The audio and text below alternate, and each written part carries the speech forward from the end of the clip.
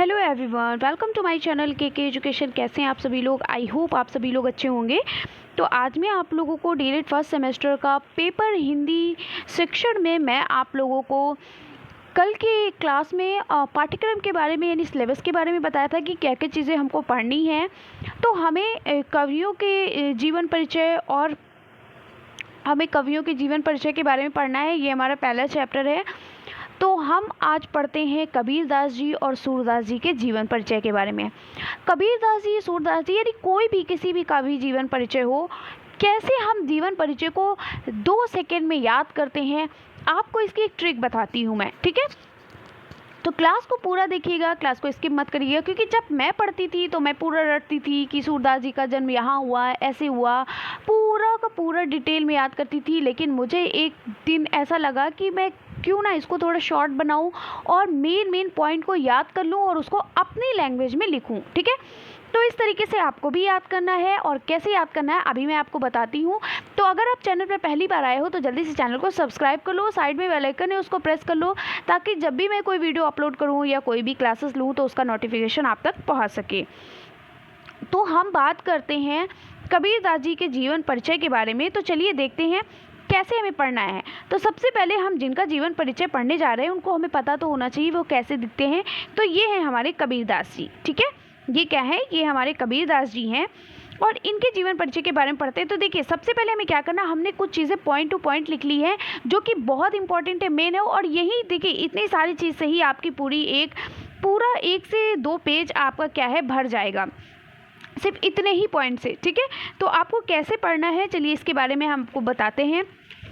सबसे पहले आप याद करोगे, आप कैसे इस तरीके से याद कर लेना, आप भी ऐसे ही अपनी कॉपी में लिख लीजिएगा, जैसे मैंने नोट्स बनाया है सेम इसी तरीके से आप लिख लीजिएगा कि उनका पूरा नाम, अन्य नाम, जन्म, जन्मभूमि, मृत्यु, ये सभी इंपॉर्टेंट है, ठीक है। यही सभी इंपॉर्टेंट पॉइंट है। मृत्यु का स्थान कहाँ पर था, यानी उनकी सन तो पता होना चाहिए, लेकिन स्थान भी कहाँ पर उनकी मृत्यु हुई वो स्थान भी पता होना चाहिए, वो जगह के बारे में भी पता होना चाहिए। उनके माता पिता जिन्होंने उनका पालन पोषण किया था, क्योंकि उनके असली माता पिता की तो मृत्यु हो गई थी। पति पत्नी जो है, उनकी पत्नी का क्या नाम था, ठीक है, उनकी कितनी संतान थी और संतान का नाम क्या था। कर्म भूमि यानी वो कहाँ के रहने वाले थे। फिर क्या है, कर्म क्षेत्र, ठीक है, वो क्या थे, उनका कर्म क्या था, उस क्षेत्र में वो क्या कार्य करते थे, ठीक है। इसके साथ साथ फिर उनकी क्या रचनाएं थी, उनकी भाषा कैसी थी, उनकी शिक्षा कैसी थी, उनकी नागरिकता क्या थी, उनके गुरु कौन थे। तो ये पॉइंट आप ऐसे करके याद करोगे, आप खुद ही देखिए आपका 2 पेज आपका इसी में भर जाएगा। आपको इसी तरीके से नहीं लिखना है, सिर्फ क्या करना है, आपको सिर्फ ऐसे नहीं लिखना है, आपको इसको डिटेल में लिखना है। जैसे आप जीवन परिचय लिखते हो, सबसे पहले हेडिंग डालोगे जीवन परिचय किसका, कबीरदास जी का जीवन परिचय। अगर आपसे पूछता है कि किन्हीं 2 कवियों का जीवन परिचय लिखिए या किसी एक कवि का जीवन परिचय लिखिए, तो आप क्या लिखोगे। मान लो किसी एक कवि या किसी 2 कवि के बारे में पूछा तो आप सूरदास जी, कबीरदास जी के बारे में लिख सकते हैं। तो सबसे पहले आप लिखेंगे कबीरदास जी का जीवन परिचय, फिर आप लिखेंगे कबीरदास जी का पूरा नाम क्या था। कबीरदास जी का पूरा नाम संत कबीरदास, यानी उनको संत कबीरदास भी पुकारा जाता था। कभी कभी लोग उन्हें प्रेम से कबीरा भी बुलाते थे, ठीक है। क्या बुलाते थे? लोग उन्हें प्रेम से कबीरा भी बुलाते थे, ठीक है। कबीरा कहते थे या कबीर कहते थे, ठीक है, या कबीरदास जी भी, संत कबीरदास जी भी लोग कहते थे, ठीक है। तो ये सारे उनके नाम थे। इसके साथ साथ आप ये इनका जन्म कहाँ हुआ, ठीक है। तो आप कहेंगे कबीरदास जी का पूरा नाम क्या था, संत कबीरदास जी था, और इनको अन्य नाम से जैसे कि कबीरा, कबीरदास, ठीक है, इस तरीके से इनको पुकारा जाता था। इनका जन्म आप लिखेंगे, इनका जन्म सन, यहाँ पर हलंत लगा लीजिएगा, सन 1398 लगभग। देखिए, क्योंकि एग्जैक्ट किसी को नहीं पता है कि इनका जन्म कहाँ हुआ, कब हुआ था, सन किसी को नहीं पता, ये पता है कि कहाँ पे हुआ था, लेकिन एग्जैक्ट ये नहीं पता है कि कहाँ, मतलब किस सन में हुआ था, ठीक है। तो सन कहीं पर 1398, कहीं पर कुछ भी दिया गया है। तो ज़्यादातर जो आपकी बुक में और ज़्यादातर जो आप गूगल पे सर्च करोगे या यूट्यूब चैनल पे देखते हो या कहीं भी आप कहीं से भी देखते हो, ज़्यादातर आपको 1398 ही मिलता है। तो हमें लगा कि 1398 ही हम लिखते हैं, ठीक है। तो आप लिखेंगे कबीरदास जी का पूरा नाम संत कबीरदास जी था। इनको अन्य नाम जैसे कि कबीरा या कबीरदास जी के नाम से पुकारा जाता था। इनका जन्म सन 1398 में, ठीक है, या लगभग भी कह सकते हो, लगभग सन 1398 ईस्वी में कहाँ पर हुआ था? लहरतारा ताल, काशी के लहरतारा काल, काशी यानी वाराणसी के लहरतारा बनारस के लहरतारा काल में हुआ था, ताल में हुआ था। ठीक है, फिर आप लिखोगे, ठीक है, मृत्यु आप बाद में भी लिख सकते हो और पहले भी लिख सकते हो। इनकी मृत्यु सन 1518 में कहाँ हुई थी? मगहर, उत्तर प्रदेश के मगहर में हुई थी। ठीक है, इनके माता पिता जिन्होंने इनका पालन पोषण किया था, इनकी माता का नाम नीरू, पिता का नाम क्या था? नीरू और नीमा था। ठीक है, इनकी पत्नी का नाम क्या था? इनकी पत्नी का नाम लोई था। ठीक है, इनकी पत्नी का क्या नाम था? लोई था। इनकी कितनी संतानें थी? इनकी 2 संतानें थी, एक पुत्र और एक पुत्री। पुत्र का नाम कमाल और पुत्री का नाम कमाली था। तो आपको थोड़ा सा बढ़ा कर लिखना है। आप ऐसे डायरेक्ट लिख दोगे इनकी 2 संतानें थी, कमाल और कमाली, तो ये आपकी 2 लाइन में हो गया। आप इस तरीके से लिखोगे कि कबीरदास जी की दो संतान थी, एक पुत्र और एक पुत्री। तो देखिए थोड़ा सा आपका क्या है, सेंटेंस बढ़ता जा रहा है ना, थोड़ा उसको सेंटेंस को बढ़ाकर लिखने का आपको आइडिया भी होना चाहिए। ठीक है, बहुत जो हमारे टॉपर होते हैं वो क्या होते हैं, वो बहुत एग्जैक्ट चीज़ को लिखते हैं और एग्जैक्ट के साथ साथ उनको सेंटेंस बनाने का भी बहुत अच्छा तरीका आता है। ठीक है, तो उनकी कितनी संतानें थी? उनकी 2 संतानें थी, एक पुत्र और एक पुत्री।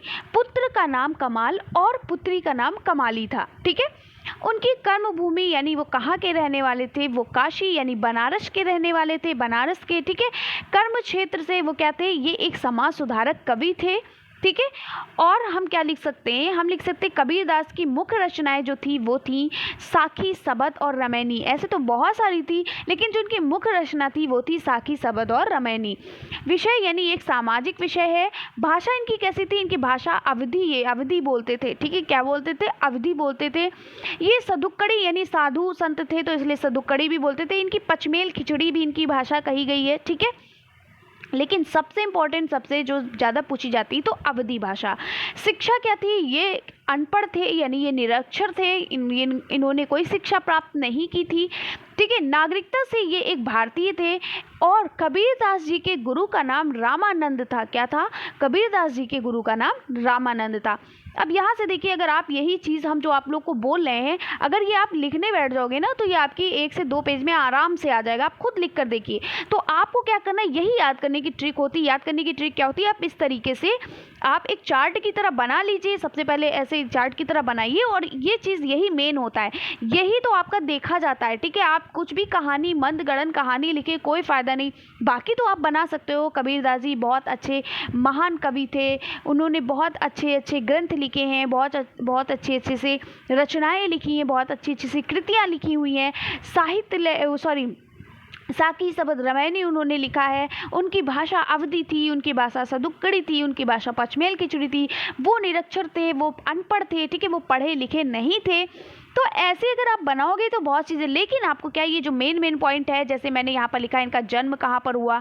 ठीक है, ये जो इनका जन्म कहाँ पर हुआ, ठीक है, संत कबीरदास जी का, इनका अन्य नाम क्या है, तो ये याद होना चाहिए। इसको आपको क्या करना, हाईलाइट कर करके लिखना है। ठीक है, इनका नाम, अन्य नाम कबीरा था। तो आप जब लिख रहे होगे, ब्लू पेन से लिखना स्टार्ट करते हो किसी आंसर को, तो हाईलाइट करोगे। कबीरा आया तो आप उसको ब्लैक पेन से हाईलाइट करोगे। ठीक है, तो ये सारी चीज़ें आपको मेन पॉइंट ये ऐसे याद कर लीजिए अपने आप से। आप एक लाइन में 1 से 2 पेज आराम से बना लोगे। ठीक है, ये होती है याद करने की ट्रिक। आगे बढ़ते हैं, अगला क्या है, देखिए इनकी हमने सारी चीज़ें इनको पढ़ा दिया, इनके गुरु, इनके माता पिता, इनकी पत्नी का नाम, बच्चों का नाम। ठीक है, सारी चीज़ें आपको बता दी, कहाँ के रहने वाले थे। ठीक है, और अब हम बात करते हैं कबीरदास जी की कृतियाँ या रचनाएँ, बहुत ज़्यादा पूछी जाती हैं, तो इसको याद रखिएगा। इनकी 3 मुख्य रचनाएँ थी, कौन थी? साखी, सबद और रामायणी। ठीक है, कबीर पढ़े लिखे ना थे, यानी कबीर क्या थे? पढ़े लिखे नहीं थे। उन्होंने स्वयं स्वीकार किया है, वो पढ़े लिखे नहीं थे, उन्होंने खुद ही स्वीकार किया था कि वो पढ़े लिखे नहीं है। तो उन्होंने इस पर एक दोहा भी लिखा था। क्या लिखा था? मासी कागज छुओ नहीं, कलम गयो नहीं हाथ। यानी मैंने कभी ना कागज छुआ है, ना मैंने कभी हाथ से कलम पकड़ा है। ठीक है, तो मासी कागज छुओ नहीं, कलम गयो नहीं हाथ। कभी हमारे हाथ में कलम आया ही नहीं, जब मैंने कागज ही नहीं छुआ, मैं कलम आया ही नहीं। जब मैं अनपढ़ था, क्या था, मैं अनपढ़ था, तो इसलिए मैंने कभी कागज़ नहीं छुआ और ना ही मैंने कभी कलम हाथ में लिया है। इन्होंने खुद ये कहा।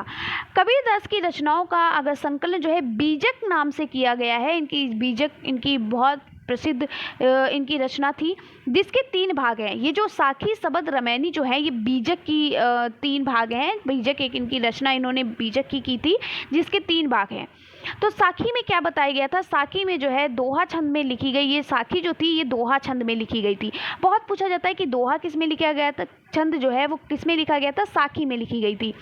ठीक है, आपसे पूछा जाएगा पदों को किस में लिखा गया था, है ना, जो गायक जहाँ पर संगीतात्मकता, ठीक है, यानी गाने बजाने की बात जहाँ की गई वो शब्द में की गई थी, इस तरीके से पूछा जाएगा। तो साखी दोहा छंद में लिखी गई है और कबीर की शिक्षाओं एवं सिद्धांतों का विवेचन इसी विषय वस्तु में हुआ है। अगला है शबद। कबीरदास जी के पदों को शबद कहा जाता है। ये पद गेय हैं, यानी ये क्या है? संगीत होते, गाए जाते हैं। ठीक है, इनमें संगीतात्मकता विद्यमान है, यानी ये गाए जाते हैं, गा करके आप पढ़ते हो। इन्हें विविध रागिनियों में निबंध किया जा सकता है। रहस्यवादी भावना एवं अलौकिक यहाँ पर होगा, ठीक है, अलौकिक प्रेम की अभिव्यक्ति इन पदों में हुई है।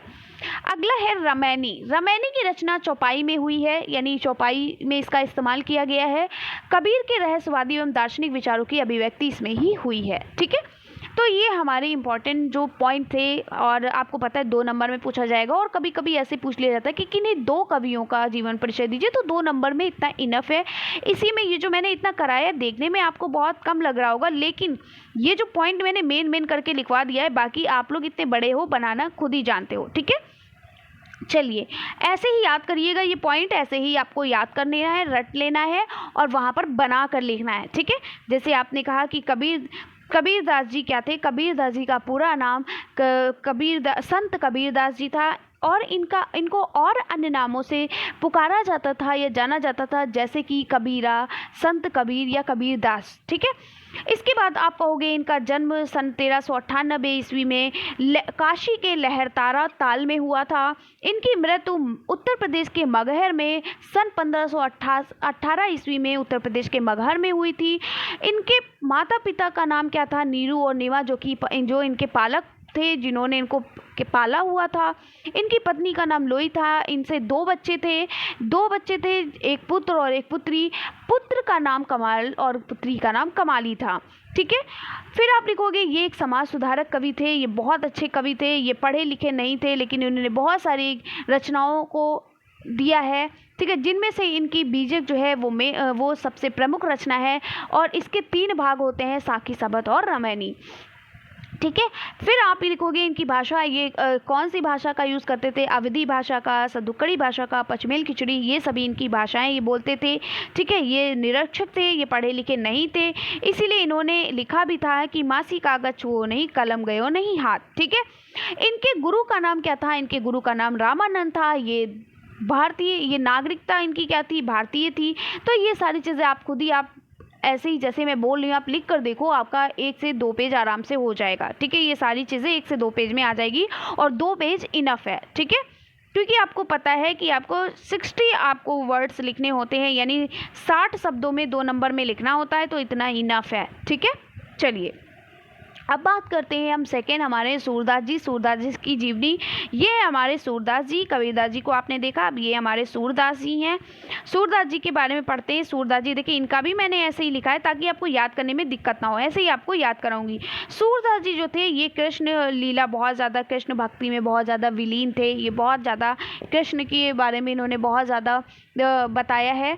तो जो सूरदास जी हैं, इनका पूरा नाम क्या है? इनका पूरा नाम सूरदास ही था। ठीक है, इनका जन्म कहाँ हुआ था? इनका जन्म 1847 ईस्वी में रुनकता नामक ग्राम या रुनकता नामक गांव में हुआ था। ठीक है, इनकी मृत्यु कहाँ हुई थी? इनकी मृत्यु पारसौली सन 1583 ईस्वी में पारसौली में हुई थी। ठीक है, इनके पिता का नाम पंडित रामदास था और इनकी माता का नाम जमुना दास बाई था। ठीक है, तथा इनकी पत्नी का नाम क्या था? इनकी पत्नी का नाम रत्नावली था।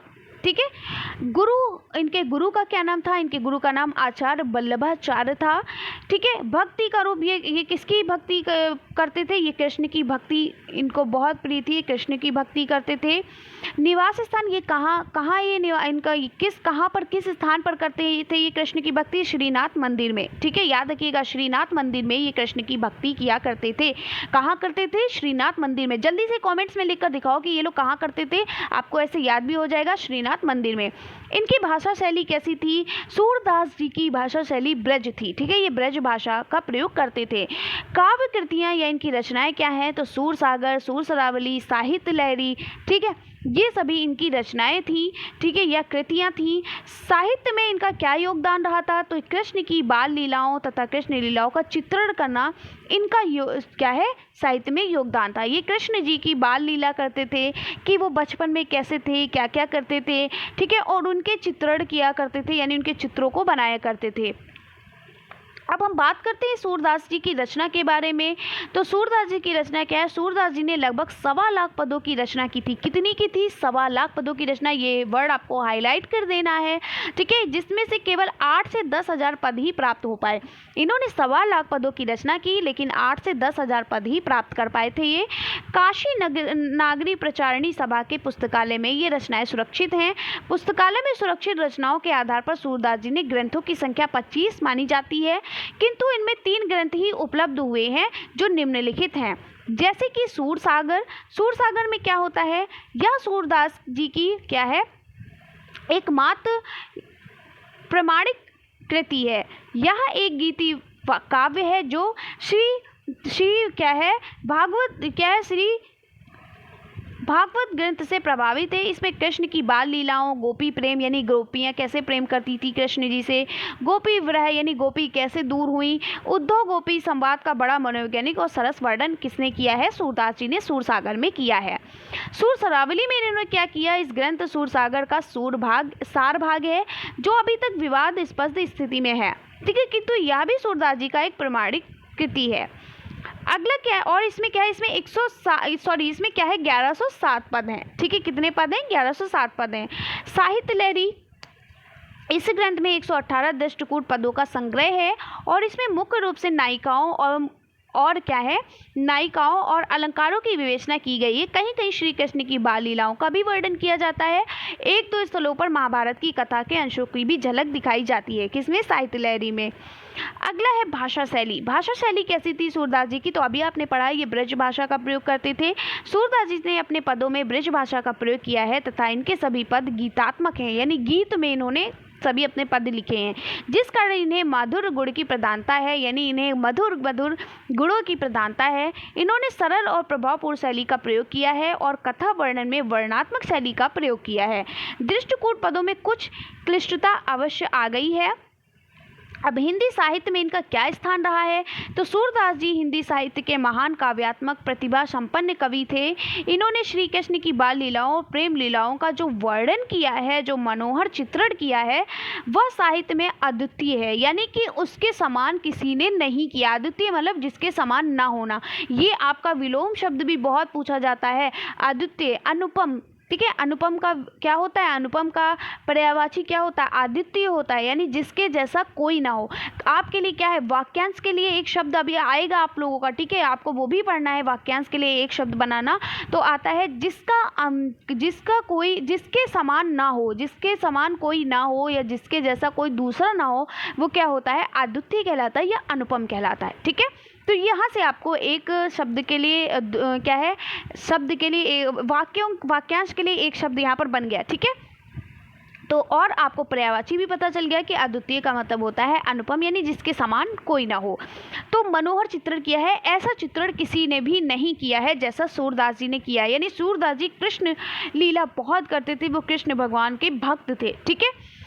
इसके साथ ही साथ उन्होंने विरह वर्णन का भी अपनी रचनाओं में बड़ा ही मनोहर चित्रण किया है।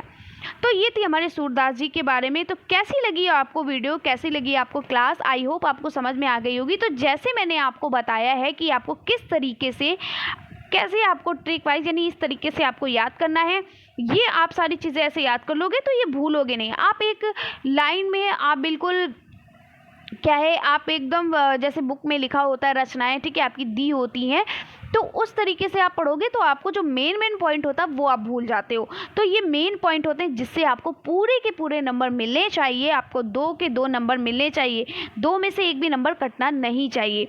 तो इसको आपको इस तरीके से याद कर लेना है। कल की क्लास में हम अगले कवियों के बारे में बताएंगे, अगली रचनाओं के बारे में बताएंगे, अगले कवियों का जीवन परिचय बताएंगे। तो कैसी लगी क्लास कमेंट्स में ज़रूर बताइएगा। और आपकी हिंदी की क्लास भी डेली चलेगी, क्योंकि हिंदी भी आपकी कवर करना है और बहुत से हमारी ऐसी प्रशिक्षु हैं बहुत ज़्यादा परेशान होने की ज़रूरत नहीं है। 4 सब्जेक्ट आपके चल रहे हैं साथ ही साथ, और इसके साथ साथ 5वां भी शुरू हो गया, इसलिए परेशान होने की ज़रूरत नहीं। बहुत से लोग पूछ रहे थे मैम पेपर कब होगा, तो देखिए जून तक तो आपको पता है कि जून को आप लोगों का क्या है वो इलेक्शन होगा जिसका रिजल्ट आएगा, और उसके बाद आपका क्या है आपको पता है जब एग्ज़ाम होते हैं तो 15 से 20 दिन आपके एग्ज़ामिनेशन फॉर्म भरने में लग जाते हैं। तो एग्ज़ामिनेशन फॉर्म भरेगा तब तो आपका एग्ज़ाम होगा नहीं। एग्ज़ामिनेशन फॉर्म भरने के बाद क्या होता है, फिर आपका डेट आती है कि किस डेट को आपका एग्ज़ाम है, फिर आपका एग्ज़ाम होगा। तो ये समझ लीजिए आपके जून में तो मुझे नहीं लगता हो पाएंगे, लेकिन कुछ कह नहीं सकते, फिर भी मुझे पूरा यकीन नहीं होगा, जुलाई के फर्स्ट वीक में हो सकता है। ठीक है, जुलाई के फर्स्ट वीक में आपका पेपर हो सकता है, यानी होगा, हो सकता नहीं मतलब जुलाई के फर्स्ट वीक में होगा, जून में तो नहीं होगा। तो आप बेफिक्र रहें, आपकी सारी चीज़ें मैं बहुत अच्छे से हमेशा की तरह कवर करा दूंगी। अभी टाइम है, आप पढ़ सकते हो। यानी मेरा मतलब कहने का है जो भी चीज़ें मैं पढ़ा रही हूँ उसको रेगुलर पढ़ते चलिए। अगर रेगुलर नहीं रहेंगे तो फिर आप नहीं पढ़ पाओगे पेपर में, फिर आपकी इसीलिए बैक लगती क्योंकि आप रेगुलर। देखिए मैंने मैथ की क्लास बहुत पहले से स्टार्ट कर दी थी, जब आपका रिजल्ट नहीं आया था उससे पहले से मैंने मैथ की क्लास स्टार्ट कर दी थी। क्यों? क्योंकि बहुत से प्रशिक्षुओं की मैथ में बैक लगती है, और आप लोग कहते हो मैम मेरी मैथ में बैक लगी। क्यों लग जाती है? क्योंकि आप लोग रेगुलर नहीं पढ़ते हो। मैं हमेशा कहती हूँ मैथ डेली प्रैक्टिस करो, जो भी चीज़ें मैंने पढ़ाई हैं उसको पढ़ते रहो। बिना पढ़े आप मैथ को नहीं कवर कर पाओगे। जो मैथ पढ़ लेते हैं अच्छे की बैक लग जाती है, तो जिनको नहीं आती तो उनका क्या होगा। ठीक है, तो मैथ इतनी टफ भी नहीं आती है। आप फर्स्ट सेमेस्टर की मैथ देखिए, एकदम बच्चों वाली मैथ है, स्थानीय मान, ठीक है, छोटे से बीजी व्यंजक वाले आपके सवाल है। भिन्नों को प्रतिशत में बदलना, प्रतिशत को भिन्नों में बदलना, अपवर्त क्या है, अपवर्तक क्या है, ठीक है, यही सारी चीज़ें आपकी आती हैं। कुछ आपका टफ नहीं आता है, बस आप लोग ध्यान नहीं देते हो। ठीक है, अगर आप सही से मैथ पढ़ो तो फर्स्ट सेमेस्टर की मैथ इतनी ईजी है कि आराम से आप 25 आउट ऑफ 25 मार्क्स ला सकते हो, चाहे आपको मैथ बैकग्राउंड में थी या नहीं थी। बहुत ईजी है। इतना तो आप प्राइमरी बच्चों को पढ़ाते ही हो, जाओगे प्राइमरी टीचर बनोगे तो बच्चों को पढ़ाओगे ही ना। ठीक है, तो ध्यानपूर्वक पढ़िए, डेली पढ़िए। देखिए डेली नहीं पढ़ोगे तो फिर कुछ नहीं होगा। तो चलिए फिर हम मिलते हैं इसी तरीके से नेक्स्ट वीडियो में। वीडियो को ज़्यादा से ज़्यादा लोगों तक पहुंचाइए, शेयर करिए। आप लोग बिल्कुल भी शेयर नहीं कर रहे हो, ज़्यादा से ज़्यादा लोगों तक पहुंचाइए, वीडियो को शेयर करिए। जिस किसी को भी नोट्स लेना है तो मैं कोई इंडिविजुअल नोट्स नहीं दे रही हूँ। आप लोगों को सिर्फ और सिर्फ 8 सब्जेक्ट हैं, सोचिए 8 सब्जेक्ट का सिर्फ और सिर्फ 400 रुपये है, इतना ज़्यादा भी नहीं है। 8 सब्जेक्ट का, ठीक है, 400 रुपये है। अगर आपको नोट्स चाहिए तो आप ले सकते हो, जिस किसी को ज़रूरत हो वो। ठीक है, जिसको नहीं है मैं थोप नहीं रही हूँ, जिस किसी को ज़रूरत हो वो नोट्स ले सकता है, परचेस कर सकता है। कैसे लेना है मैंने टेलीग्राम पे बता दिया है आपको। QR कोड के माध्यम से क्या करना है, QR कोड के माध्यम से आपको पेमेंट करना है, और आपको नोट्स मैं आपको पर्सनली तरीके से या फिर ईमेल आईडी के तरीके से आपको दूंगी। ठीक है, ईमेल आईडी के अकॉर्डिंग दूंगी। तो चलिए फिर हम मिलते हैं इसी तरीके से नेक्स्ट वीडियो में। तब तक के लिए बाय बाय, टेक केयर।